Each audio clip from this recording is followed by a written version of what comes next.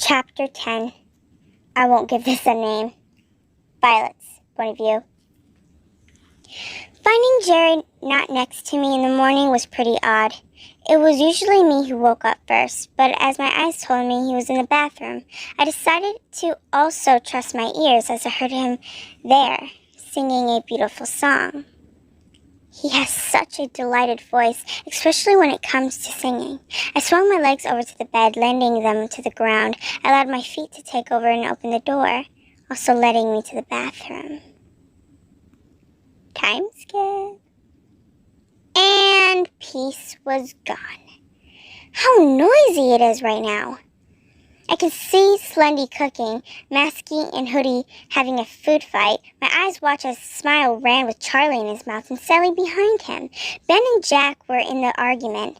My ears picked up as I heard them talking or arguing about who was better serial killer. And Jeff, well, he wasn't spotted at the moment, but then I soon heard him. "Princess," he said as he walked over to me. "Good morning to you too," I said as he hugged me. "So, what do you think of my killer family? Pretty peaceful, huh?" he exclaimed, putting me on peaceful.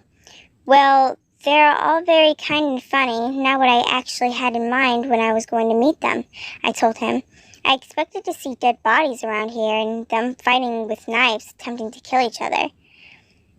He laughed, what seemed to be a let-loose laugh. "Well, we've done that before," he murmured.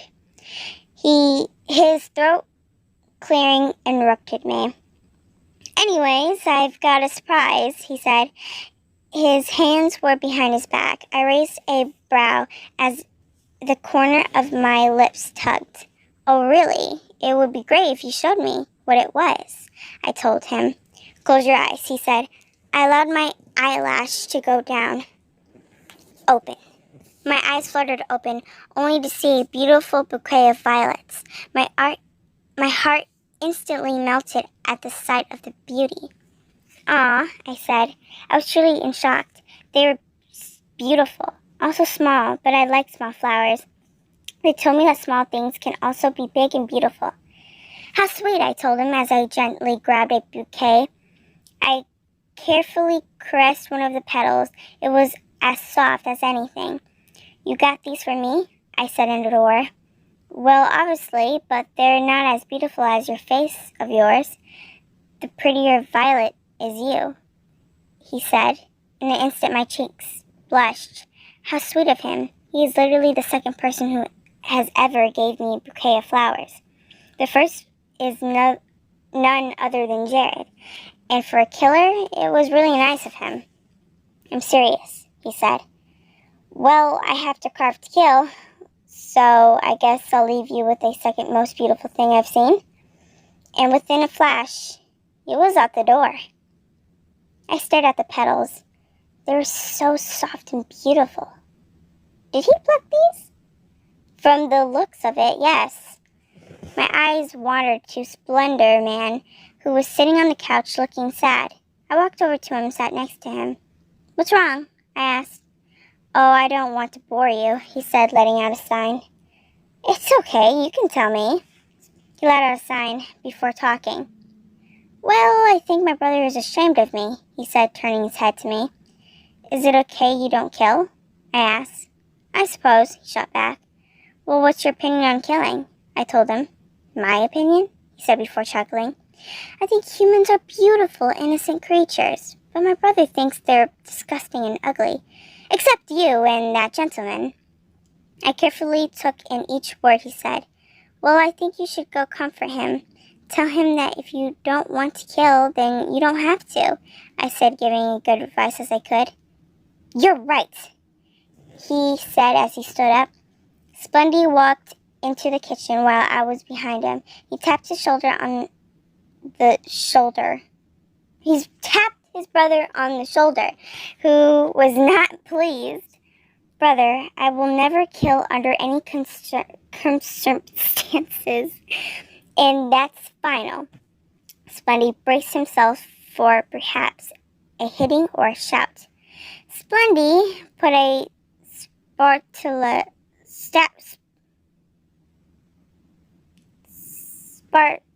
spatula down. And I swear, it seemed as if he was actually going to hit his younger brother, but I was wrong. Slender Man hugged Splendy. Splendy stared a bit shocked. But, he muttered, "That's all I've wanted you to do. Stand up for yourself." Splendy said, "So you're not ashamed of me?" "Of course not. Yes, sometimes it pains me to know that you can't kill, but then again, that's in your nature." Slender Man was on the verge of tears. "Oh, brother, you do care about me." As he hugged him, I actually felt pretty good. "I will forever be grateful, Violet," Splendy said to me. I smiled. It was nice knowing that now they both can be at peace. Everyone clapped. "A happy ending," Ben exclaimed. All of a sudden, a window crash was heard from upstairs. "The heck?" Masky questioned. What's that?" Hoodie said. I then heard a loud screech. I covered my ears from a horrible sound. "What is that?" The owner of the screech crawled down the stairs. What I saw looked horrifying, disfigured. It was these long claws as sharp as knitting needles. The claws were super long. Its eyes were glowing yellow and really big. It was bald, and its ribs were protruding from its stomach. Its back had small but noticeable bumps on it. It was gray, but also orange. What is that thing?"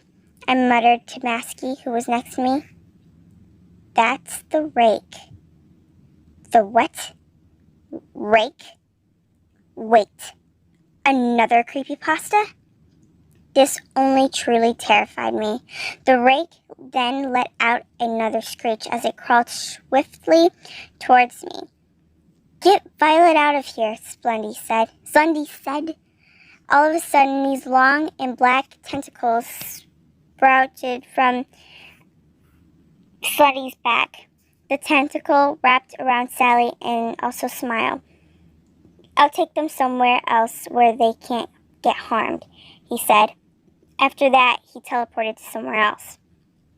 "Come on," Masky shouted as he grabbed my wrist and pulled me. I ran with him while the others were trying to fight off the rake. But suddenly the rake grabbed Masky and pulled him. It crawled towards me. My heart beated fast. It raised its sharp claws.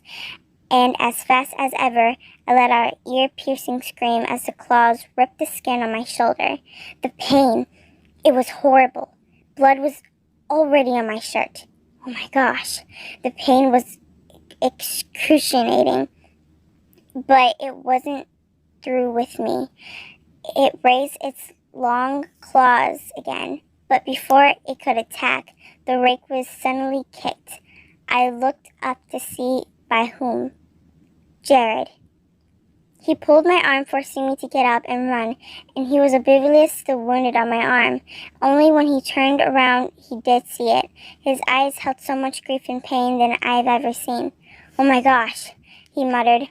He didn't ask, "Are you okay?" because he could already see I felt lightheaded, and I swear I saw Jared's eyes filled with tears. The rake catched up to us and pulled Jared down. "Go!" he shouted. Without even thinking, I ran to the bedroom and locked the door behind me. I just had to bite my lip from shouting. I shut my eyes, then opened them to stare at the wound. My shirt was torn, and you could see the flesh inside of me. It hurt so much. Hurt, don't it? I looked straight at me and saw Jane. Oh my God.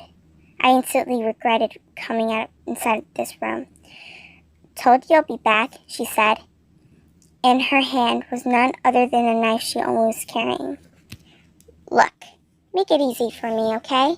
she said in a strange, calm voice.